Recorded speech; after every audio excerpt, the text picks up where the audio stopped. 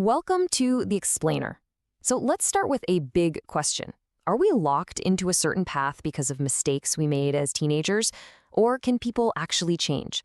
Today, we're going to dig into some really fascinating and competing theories of delinquency to see if we can find an answer. Our story really kicks off with these words, spoken by a 15-year-old girl named Rebecca Falcon. After a childhood filled with abuse and neglect, she felt like she had no choice but to build these walls around herself just to survive.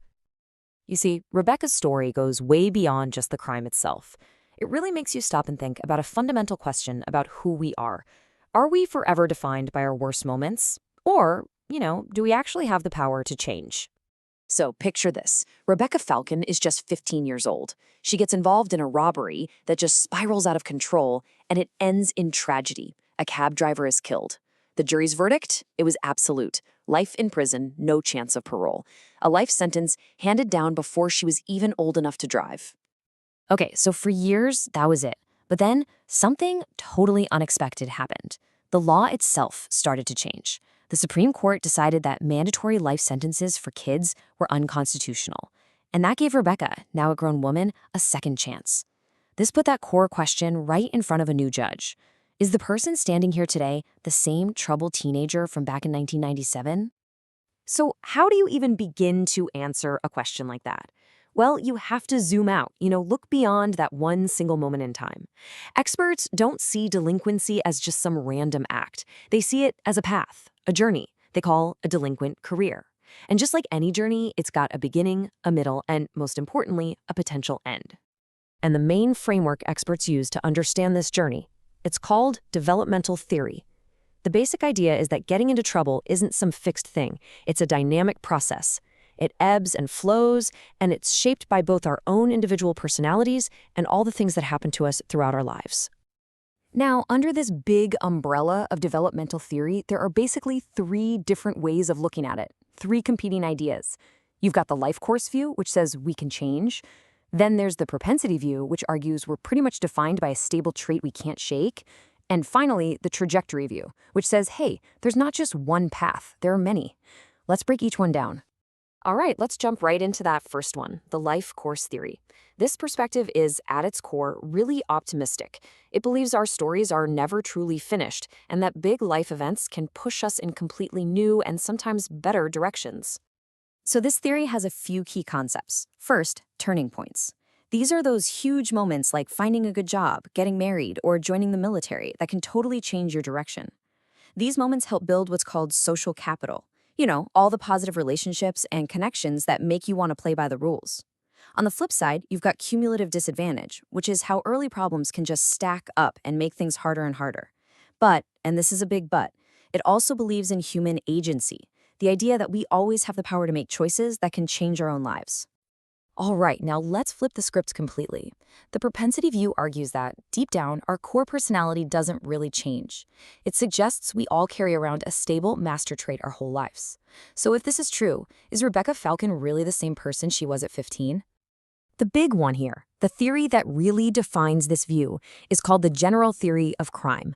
It says that this master trait is basically low self-control, and this trait, being impulsive, taking risks, needing that instant gratification, it's believed to be locked in really early in our childhood, mostly based on how we were raised. And this is where it gets really interesting, because it answers a key question. If the trait is stable, why do most people commit fewer crimes as they get older? Well, the theory says it's not the person who changes, it's their opportunities. Think about it. When you're an adult with a job, a mortgage, a family, there's just less time and fewer chances for that impulsive behavior. The propensity is always there, but the opportunity, that's what changes. Okay, so our third and final theory kind of offers a middle ground. Trajectory theory says there isn't just one path or one type of person. Instead, it suggests there are a bunch of different journeys people can take into and out of a life of crime. What this theory is really known for is breaking people down into two main groups. First, you've got your adolescent limited offenders. Honestly, this is most kids. They might do some dumb stuff like shoplift or get into a fight, but they grow out of it. Then you have the life course persistent offenders.